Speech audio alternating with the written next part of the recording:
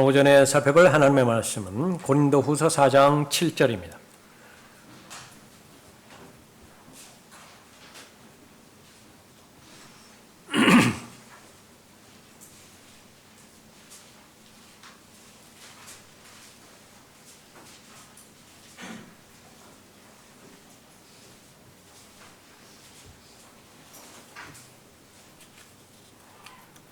고린도후서 4장 7절부터 15절까지 받들어 읽겠습니다.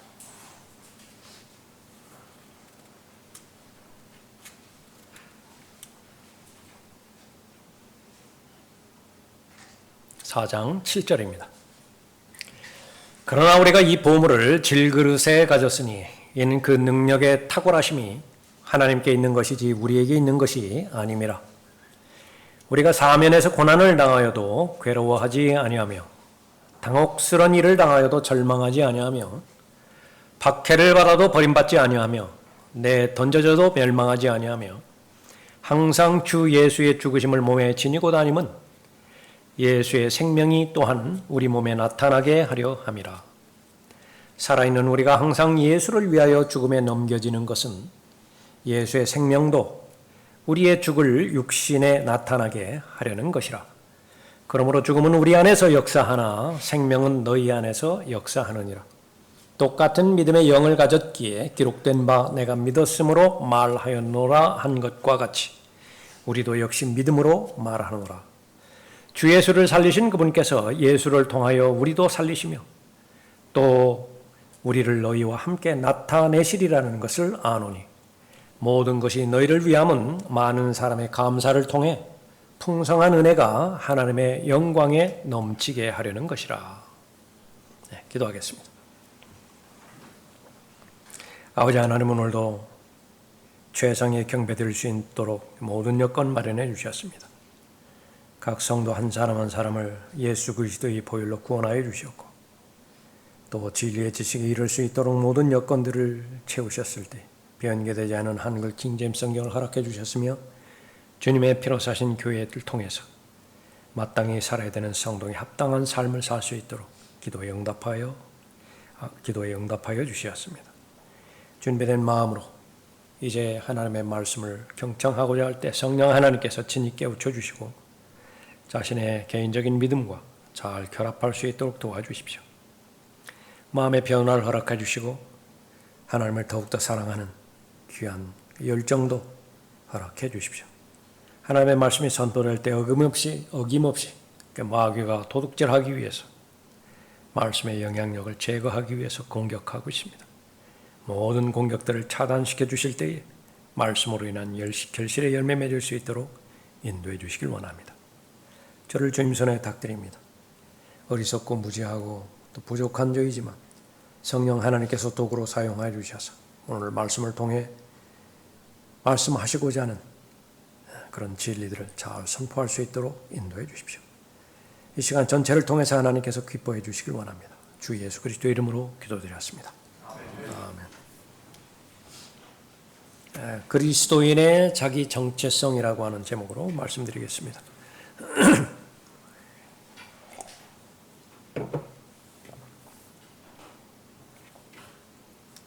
자기를 인식할 때에 삶의 방향과 목표가 결정되어지죠. 사람들은 자기 정체성이라 그렇게 이름하고 있습니다. 자기 자신을 인식하고 자기 자신을 이해하는 방식으로 의미가 있습니다. 자신이 누구이고 어떤 가치와 신념을 가지고 살아가고 있는 것인지, 혼자만 살아가고 있는 것이 아니기 때문에 다른 사람과 관계를 맺으며 살아가는 것인데 그것이 바로 사회적으로 문화적으로 어떠한 기준 위에서 관계들을 맺고 살아가야 하는 것인지 종합적인 인식을 갖는 것을 말하는 것입니다. 가치관이라고 말하기도 합니다. 그 과정 가운데서 다양한 경험을 통해서 또 상호 관계의 과정을 통해서 자신을 더 깊이 이해하게 되어지고 또 자신의 신념에 동의가 되어질 때에 자기 삶에 만족하는 삶을 살게 되어지는 것입니다. 두 부분으로 나뉘어지는 것인데 자신의 정체성이 있는 그런 그 삶, 그것은 더욱더 높은 자존감을 가지고 살아갈 것입니다. 나아가고 있는 삶의 방향과 목표, 그것이 더 선명해질 것입니다. 반대로 정체성이 형성되지 못하고 오히려 반대로 혼란스러워질 경우에 불안하게 되어지고 우울하게 되어집니다. 수많은 관계 가운데서 문제를 일으키고 매우 위험스러운 상태에 이렇게 처해지기도 그렇게 하게 되어집니다. 사람들은 인생의 목적이 행복이라고 그렇게 정하고 있고 그 행복을 이루는 주체가 바로 자기 자신의 정체성이라고 결론 짓기 때문에 여기에 매달리고 있는 것입니다. 오늘 살펴볼 본문 말씀은 그리스도인의 자기 인식입니다. 그리스도인으로서 나 자신은 얼마만큼 나 자신을 이해하고 있는 것인가, 확신하고 있는 것인가, 그리스도인으로서의 자기 정체성을 말하는 것입니다. 이것은 내 스스로 규정하는 것이 아니라 하나님께서 나에 대해서 무엇이라고 말씀해 주셨는가에 결정됩니다. 하나님의 말씀을 공부하는 목적 가운데 하나가 성경은 나에 대해서 누구라고 말하는 것이냐, 나의 실제는 누구인 것이냐, 하나님의 가족으로 입양되었다라고 그렇게 성경에서 언급한 것을 시작으로 해서 또 거룩한 하나님께서 거하시는 거룩한 성령의 전이라고 말씀하기도 하죠. 또 그리스도를 대신한 대사라고 그렇게 말하기도 하는 것입니다. 하나님의 자녀는 곧 상속자라고 말씀하기도 하죠. 하나님의 상속자이며 동시에 그리스도와 함께한 공동 상속자라, 왕 같은 제사장이라. 문제는 이러한 사실들을 알고 얼마만큼 확신하느냐라고 있는 것이죠. 교회의 목사가 가르쳐주는 대로 그 가르침에 머물러 있는 정도에서 머무르지 않고 더 나아가서 다른 사람들은 그렇게 하나님의 말씀에 대한 지식을 전달하는 도구로 사용되었지만 지금은 내가 나 자신이 스스로 생각할 때 하나님의 말씀을 절대적으로 확신하고 있다라고 하나님 앞에서 고백할 수 있는 것이냐, 시인이에요. 거기에는 힘이 있습니다. 그것은 승리의 삶을 보장하는 것이고 또 하나님을 기쁘시게 해드리고 하나님을 영화롭게 해드리는 본질이 담겨져 있는 것이죠. 반드시 알아야 됩니다. 나는 누구인가? 그리스도인의 자기 정체성인 것입니다. 그리스도인은 어떤 존재인 것입니까? 하나님께서 바라보시는 관점이 바로 그 답이죠. 첫 번째로는 그리스도인은 보물을 담고 있는 질그릇입니다. 보물을 담고 있는 질그릇입니다. 7절 보십시오. 그러나 우리가 이 보물을 질그릇에 가졌으니 이는 그 능력의 탁월하심이 하나님께 있는 것이지 우리에게 있는 것이 아님이라. 제일 먼저 알아야 될 것은 나는 질그릇이라고 말하는 것입니다. 하나님께서 보시기에 그렇게 명명하세요. 나는 영원히 존재하는 사람이 아니라라고 하는 것입니다. 사람을 만드실 때 흙으로 만드셨습니다. 그리고 최종적으로 아담에게 말씀하십니다. 내가 땅으로 돌아갈 때까지 결국은 땅으로 돌아갈 것입니다. 땅에서 왔고 흙에서 왔고 흙에서 나는 것을 일평생 동안 먹다가 결국은 그것 때문에 죽는 거예요. 흙 속에서 있는 것을 먹기 때문에 죽는 것입니다. 결국은 흙으로 돌아갈 것입니다.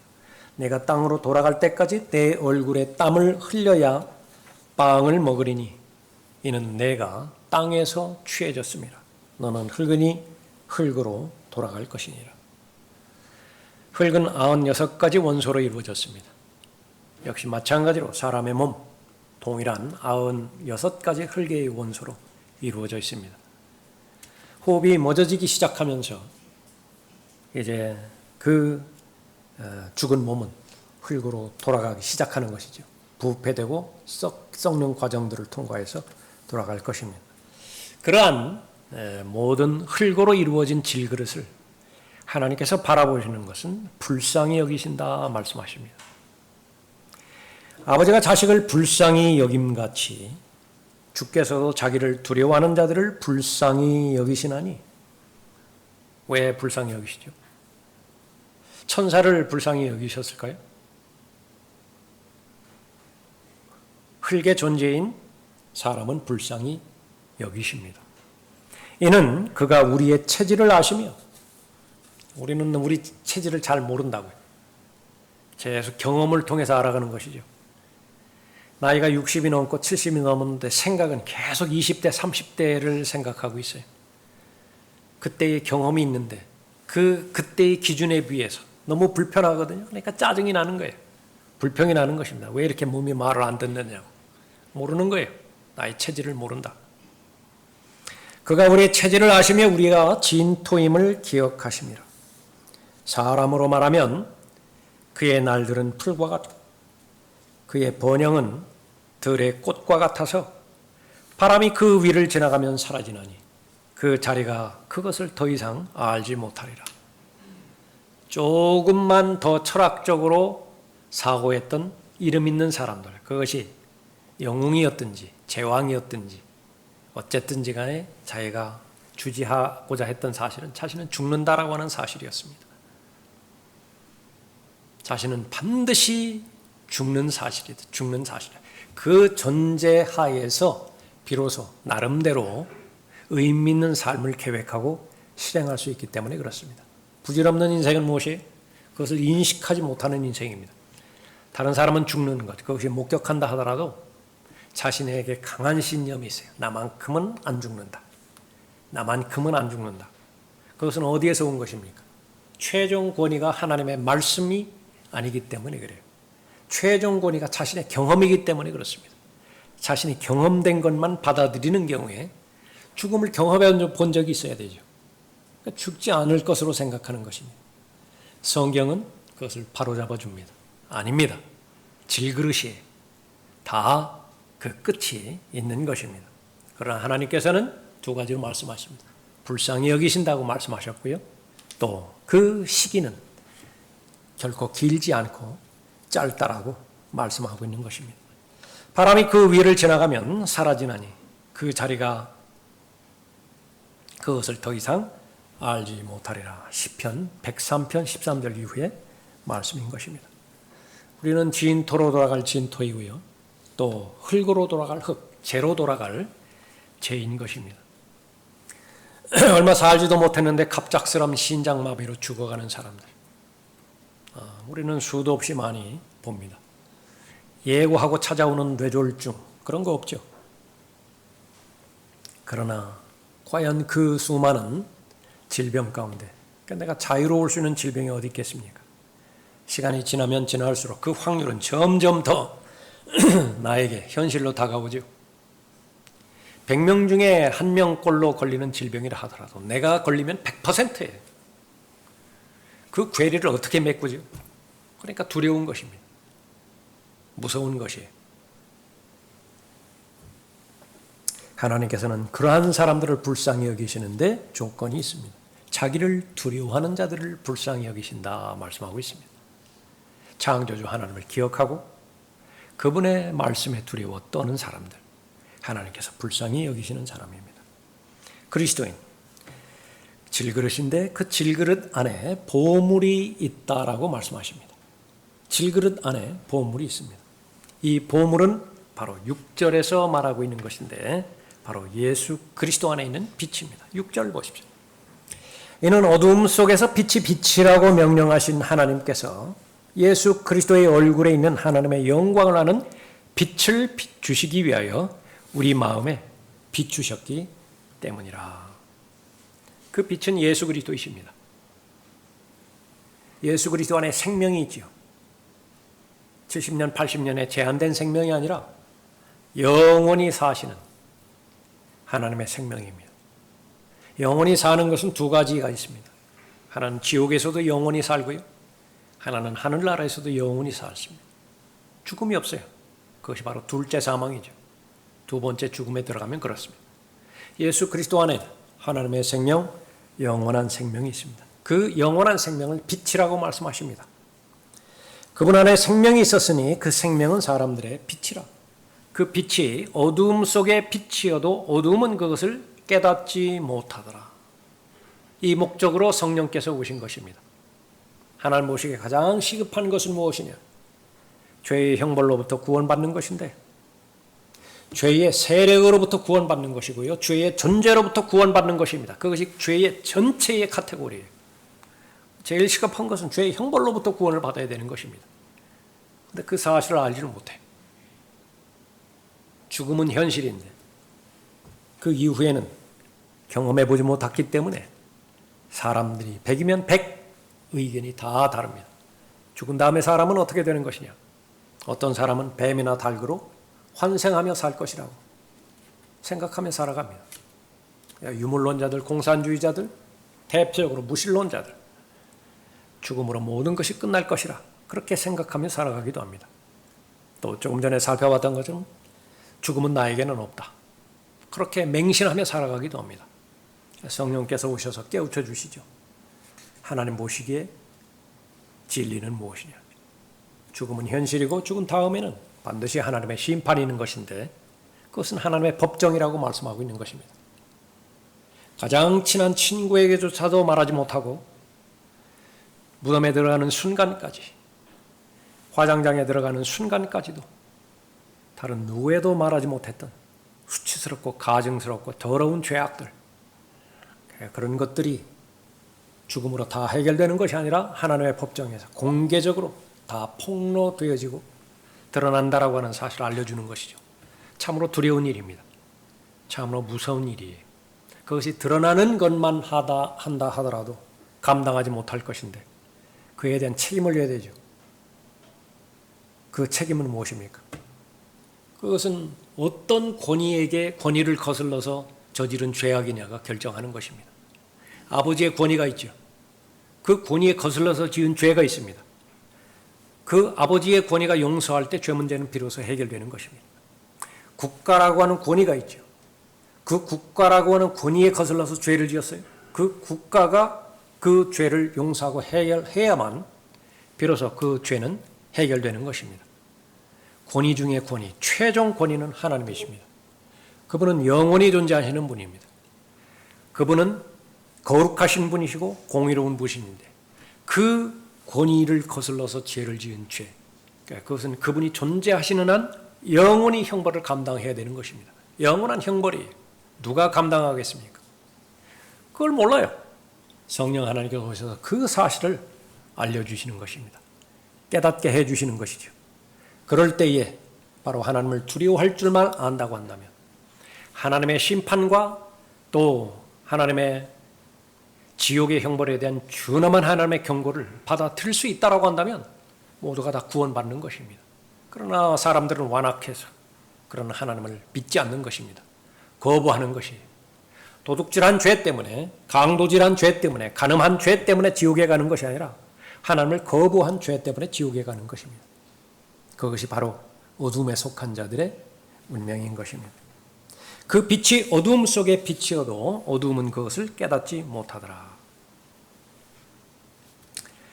하나님께서는 이들에게 이방인들 가운데서 그 이 신비의 영광의 풍요함이 어떠한지를 알리고자 하셨으니 이 신비는 너희 안에 계신 그리스도시요 곧 영광의 소망이라.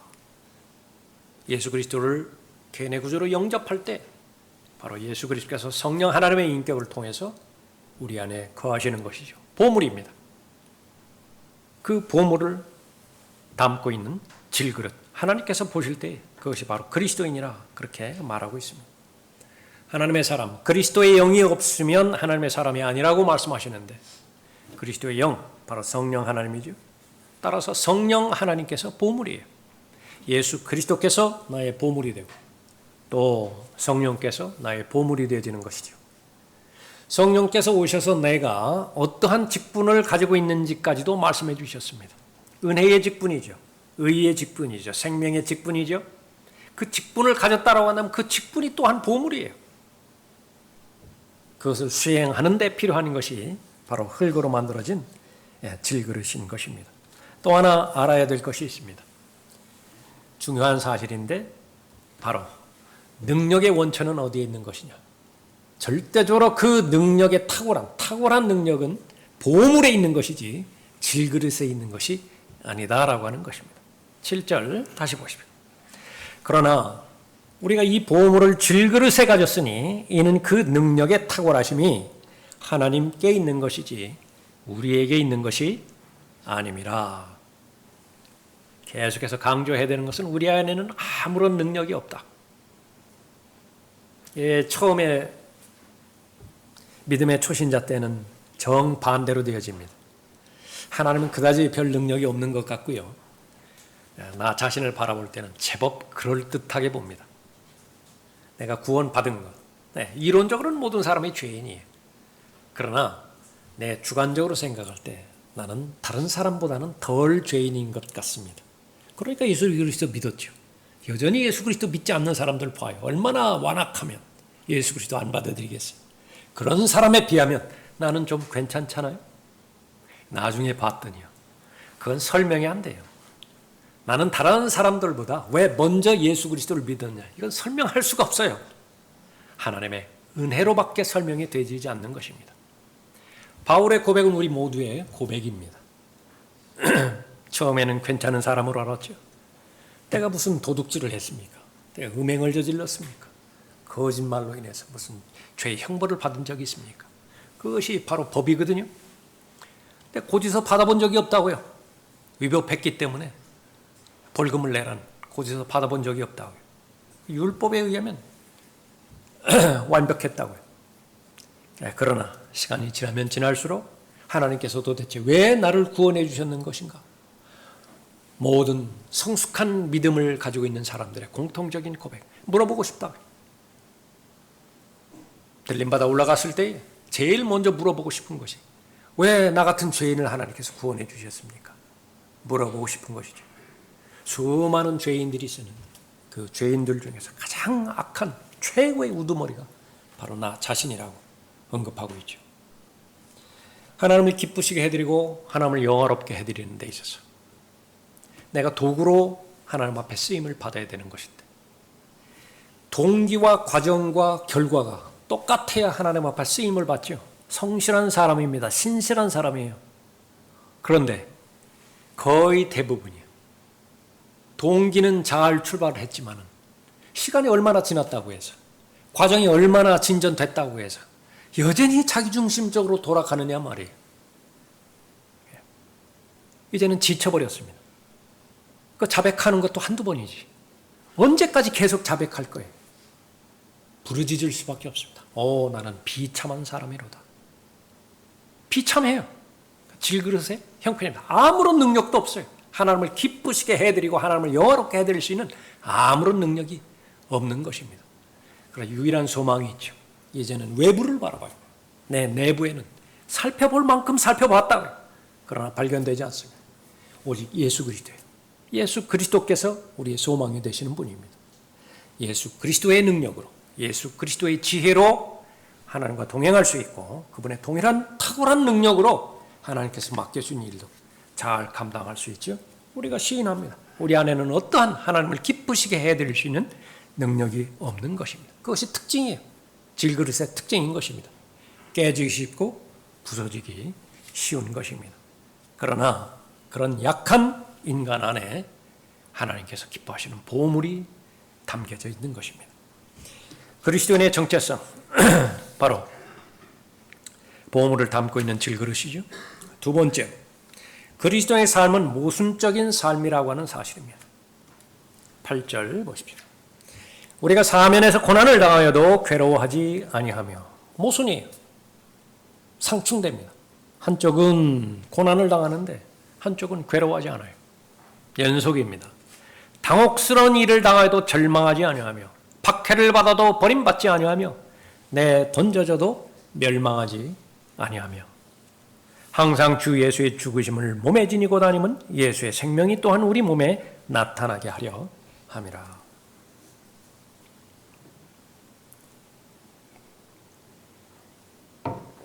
예수 그리스도를 정말로 잘 믿는 사람이냐?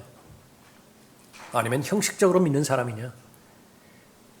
예수 그리스도를 충성스럽게 신실하게 믿는 사람이냐? 그렇지 않은 사람이냐? 그 판단 근거는 무병장수에 달려있다고 확신합니다. 사람들이. 예수 그리스도를 믿는다라고 하는데 왜 그런 일이 저 사람에게 일어나지? 11조를 잘 했다라고 한다면 저런 일이 일어날까? 주일 성수에 대해서 그렇게 우습게 여기더니 결국 터질 것이 터지고야 말았어. 이 모든 근간은 마귀신학인 번영신학으로부터 나오는 것입니다. 그것은 바로 순복음 교리, 오순절 교리, 후천년 교리, 거기서 나오는 것이에요. 예수 그리스도를 믿으면 그 증거가 있어야 되는데 부자가 돼야 돼요.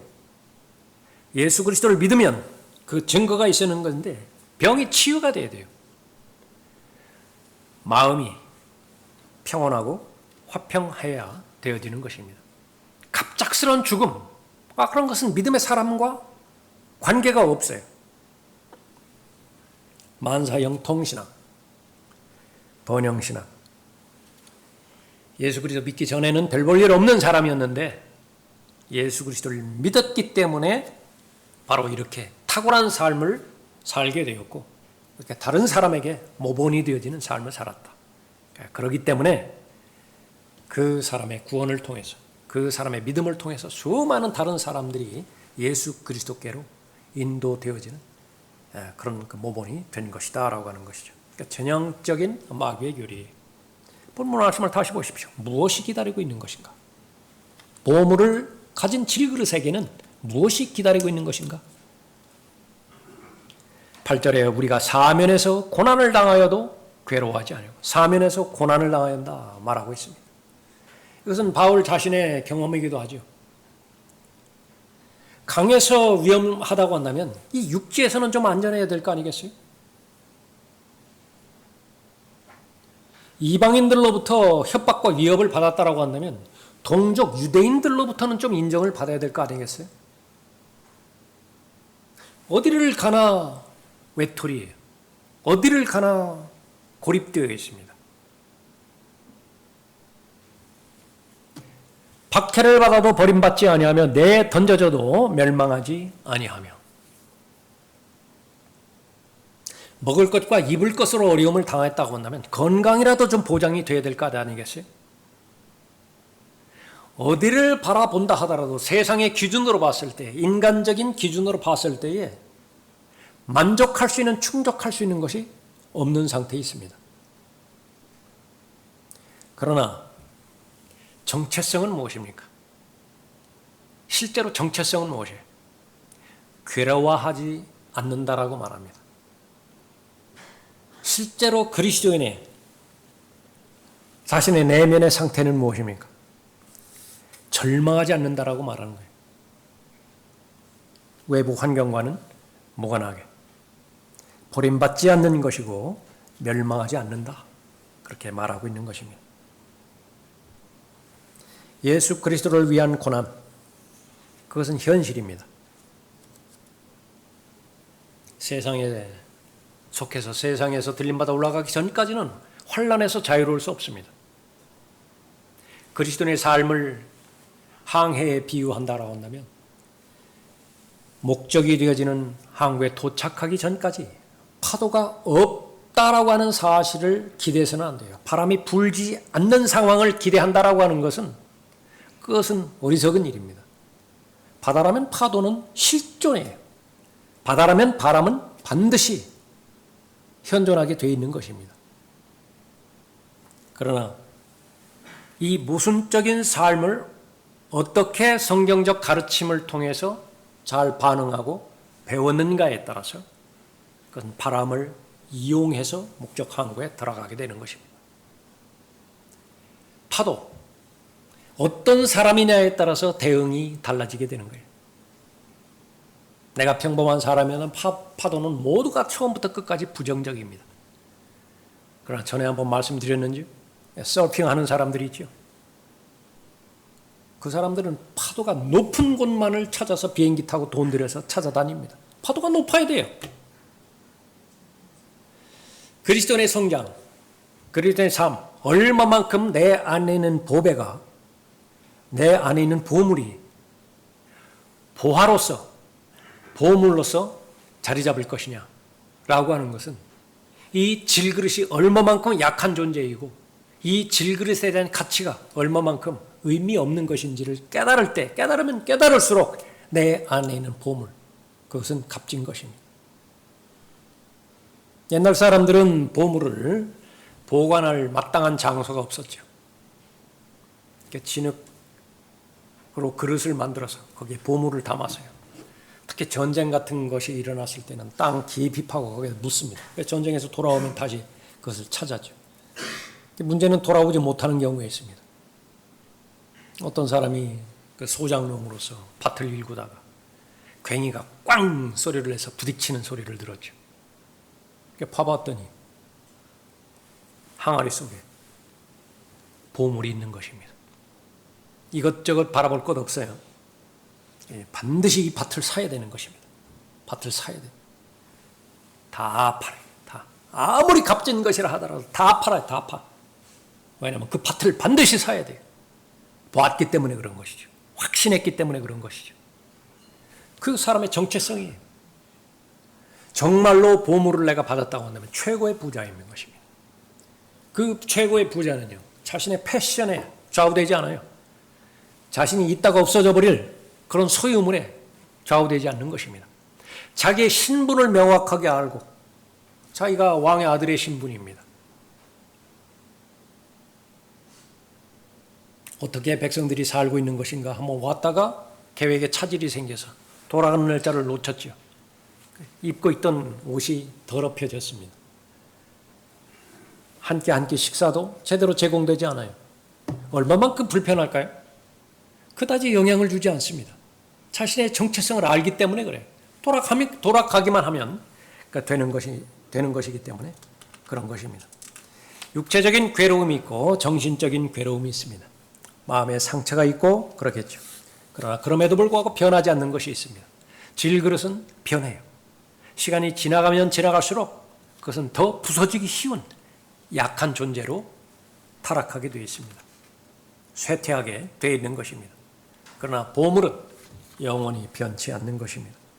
그리스도인, 어떻게 살아가야 되는 것인가? 세 번째로 예수 그리스도를 위하여 죽음에 넘겨지는 삶을 살아가는 사람입니다.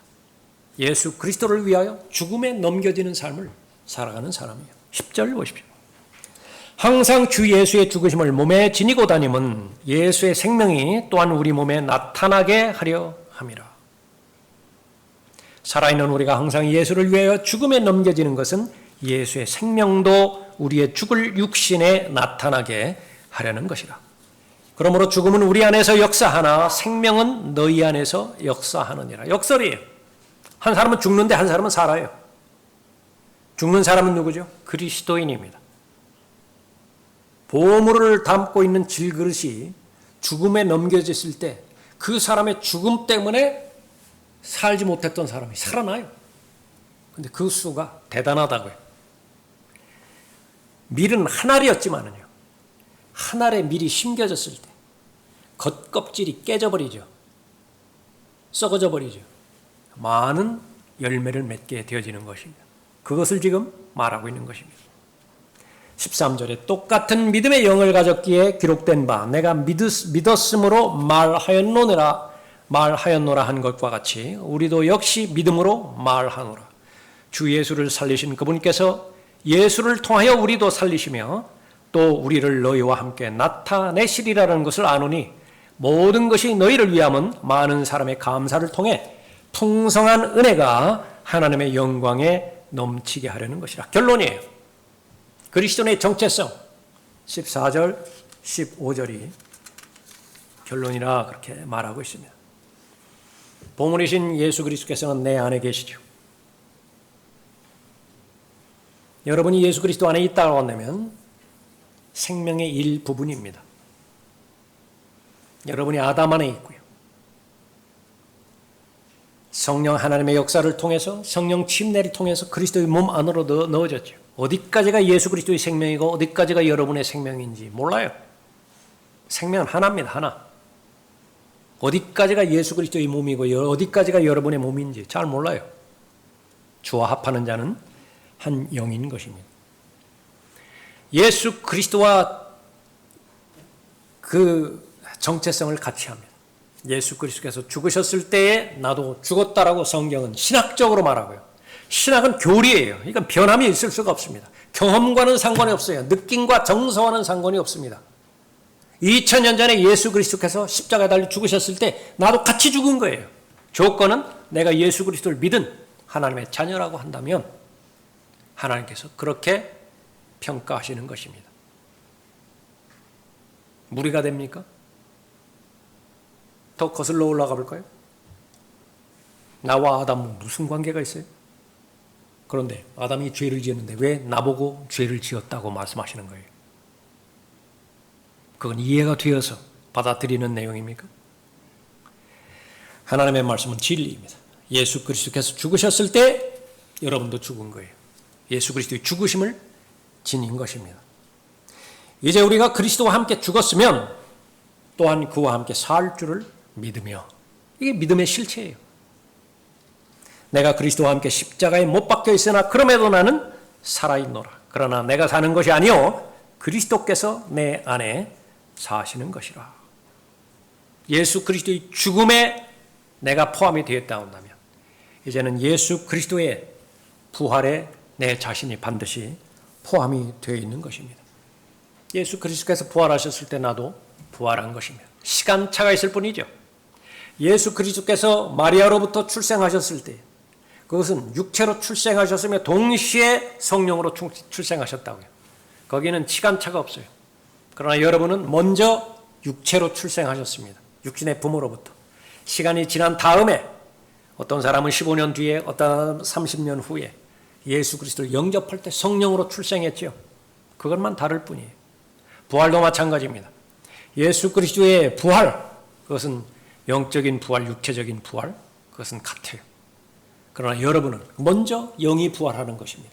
죽었던 영이 예수 그리스도를 통해서 성령 하나님께서 오심으로 인해서 부활시켜 주신 것입니다. 그러다가 이제 예수 그리스도께서 공중으로 오시면 여러분의 몸도 산채로 변모될 것이, 그 시기가 좀 늦어지면 죽은 다음에 여러분의 몸이 변모될 것입니다. 부활에 참여하는 것입니다. 첫 열매들이에요. 예수 그리스도께서 그렇게 되셨다면 그 뒤를 이은 모든 하나님의 자녀들도, 예수 그리스도의 생명을 가진 모든 사람들도 예수 그리스도처럼 그렇게 되는 것입니다. 예수 그리스도의 생명이라고 말씀하고 있는 것입니다. 그 사람들의 특징은 무엇이에요? 모두가 다 예수의 표를 가지고 있습니다. 예수 그리스도의 표를 가지고 있습니다. 바울의 경우에는 상처투성이었습니다. 고린도후서 11장에서 얼마나 많은 상처가 있어요. 예. 그러나 그것은 모두가 다 없어져 버릴 것이지만은요. 거기다 한번 볼까요? 16절에도 보십시오. 이런 까닭에 우리가 낙심하지 아니하노라. 오히려 우리의 겉사람이 썩어질지라도 수많은 박해와 어려움과 고난과 역경, 환난 그 가운데 노출되어서 썩어질지라도 결국은 죽을 거예요. 그거는 정해진 운명이라 그것을 거부하면 안 되는 것입니다.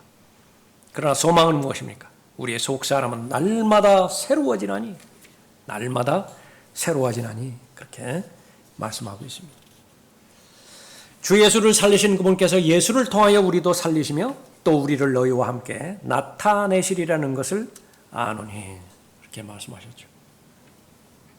주 예수를 살리신 분 하나님이시죠. 예수 그리스도를 살리실 뿐만 아니라 너희도 살리실 것이다, 약속의 말씀입니다. 구원받은 모든 하나님의 자녀들도 일으키실 것이에요. 하늘에 갔을 때에 하나님의 사람들을 다 만나게 될 것입니다. 복음을 증거하기 위해서는 내 자신이 부인되어야 되죠. 죽는 거예요. 그러나 내 죽음을 통해서 선포되고 전달되는 복음을 통해 어떤 죽은 자가 일어나는 것입니다. 다 똑같은 하나님의 생명을 소유하게 되어 있죠. 어느 한 날 만나게 될 것입니다. 하늘에서 만나게 될 것입니다. 제일 먼저 감사해야 되는 말은, 감사하는 말은 그 말이에요. 여러분도 마찬가지입니다. 누군가의 가르침과 누군가의 전파를 통해서 여러분이 구원받았죠. 그것이 시작입니다. 여러분 절대로 부인할 수 없어요. 제일 먼저 감사할 거예요. 마찬가지로 여러분을 통해서 구원받은 모든 하나님의 자녀들, 여러분 만나자마자 당신 때문입니다. 모든 것이 바로 당신 때문입니다. 여러분 뭐라고 답변하시겠어요? 무슨 소리예요? 무슨 소리예요? 하나님의 은혜이지.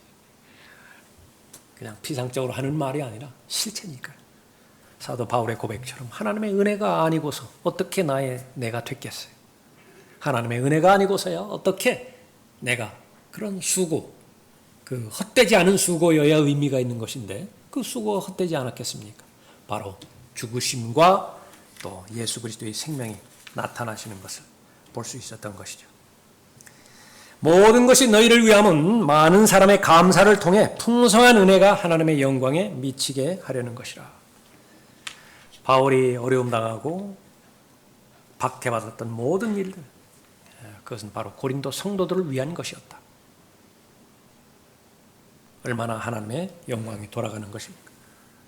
고린도 성도들을 위한 것이라고 한다면 고린도 성도들은 그것을 토대로 해서 성장하는 것을 말하는 것입니다. 성장하면 더욱더 예수 그리스도의 마음과 생각을 더 많이 갖겠죠. 바울을 따르게 되는 것입니다. 그것이 무섭지 않아요. 두렵지 않아요. 오히려 특권입니다. 내가 저분을 위해서 저분이 감당해야 되는 그 어려움에 내가 한번 동참해봤습니다. 1999년 10월 25일에 여러분이 골프를 하시면은 아시는 사람이라고 그래요. 근데 저같이 문외하는 잘 모르는 사람인데 세상적으로는 알려져 있는 사람인데요. 그 이름이 페인 스튜어트라고 하는 사람이에요. 그래서 2001년도에 페인 스튜어트 상, 리워드 그 상까지 마련되었을 정도로 유명인입니다. 비행기 타고 가다가 추락사고로 죽었어요. 갑작스런 죽음이었기 때문에 골프계의 모든 그런 사람들, 그 사람을 좋아했던 팬들 큰 충격과 슬픔에 빠졌다라고 합니다. 워낙 유명한 사람이었고요. 인품적으로나 도덕적으로 탁월한 사람이었기 때문에 그 충격이 커졌다라고 그렇게 말합니다. 그래서 그 뒤에 그 사람 이름으로 자선 그런 행사도 그렇게 벌어지고 많은 골프에 관련된 유산들이 남겨졌다 그렇게 말합니다. 그런데 사람에게 알려지지 않은 사실이 하나 있다고 말합니다.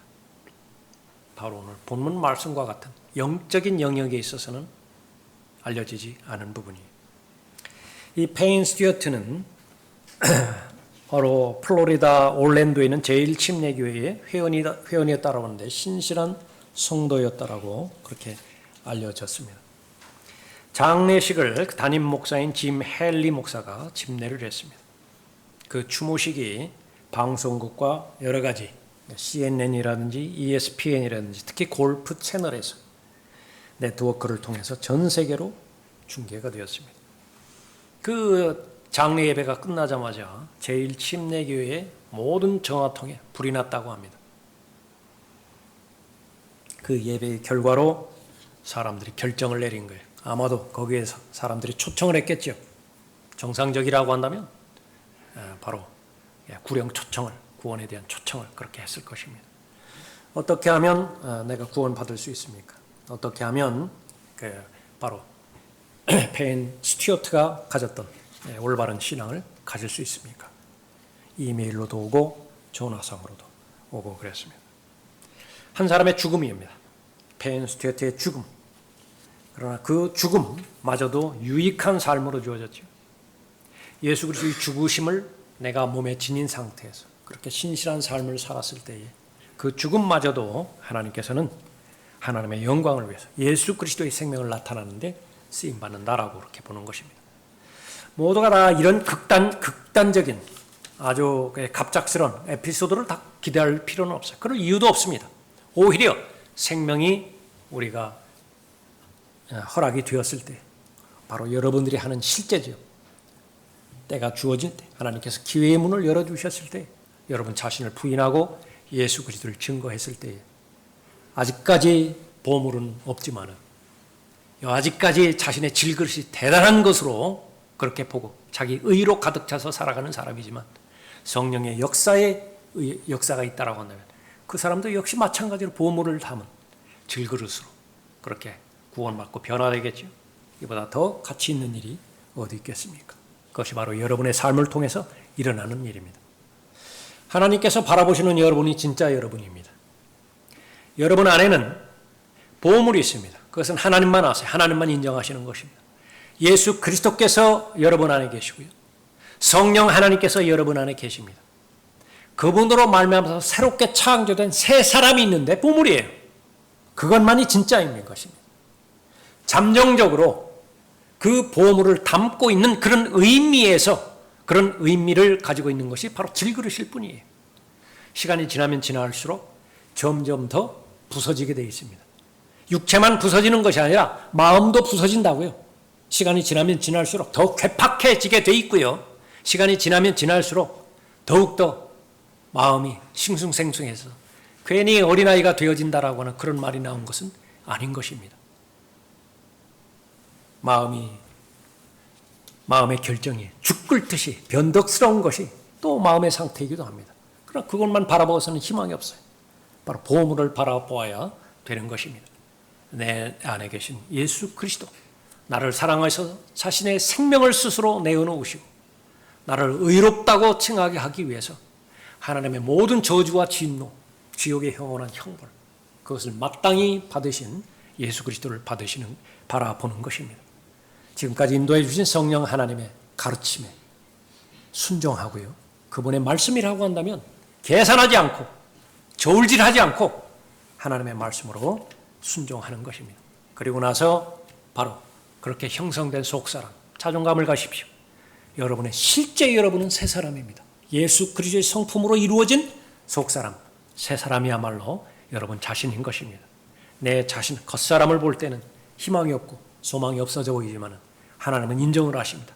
여러분이 인식하든 인식하지 못하든 지난주보다 이번 주에 여러분 안에 있는 속사람, 여러분 실제 여러분 자신인 속사람은 더 새로워지는 것입니다. 더 강건해지는 것이고 더 예수 그리스도를 사랑하고 더 예수 그리스도 자체이신 진리를 더 열정적으로 사모하는 것입니다.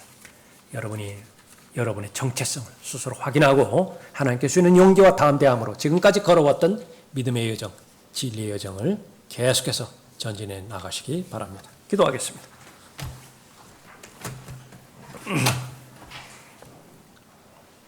은혜로우시고 자비로우신 아버지 하나님, 다시 한번 하나님의 말씀을 통해서 저희 자신이 하나님 앞에 누구인지를 알 수 있도록 인도해 주셨음을 감사를 드립니다. 저희는 저희 자신을 스스로가 이해할 수 있어야 됩니다. 그리고 확신할 수 있어야 됩니다. 너희 안에 믿음이 있느냐 물어보시는 주님께서 그 믿음을 스스로 입증하고 증명하기를 원하시는 것인데 말씀이 필요한 이유가 바로 거기에 있습니다. 저희들의 감정과 정서 그리고 가지고 있는 소유, 그것은 어느 것 하나 변하지 않는 것이 없습니다. 그러나 하나님의 말씀만은, 하나님의 약속만은, 또 내주하시는 성령 하나님과 예수 그리스도만은 결코 변하지 않으시는 우리의 하나님이십니다. 계속해서 자신의 정체성에 확신을 하고 지금까지 걸어왔던 믿음의 여정 잘 달려가 마땅히 달려가야 될 그 길을 완주하는 하나님의 자녀들 되도록 복주시길 원합니다. 주 예수 그리스도 이름으로 기도드렸습니다. 아멘. 다 같이 일어나시겠습니다.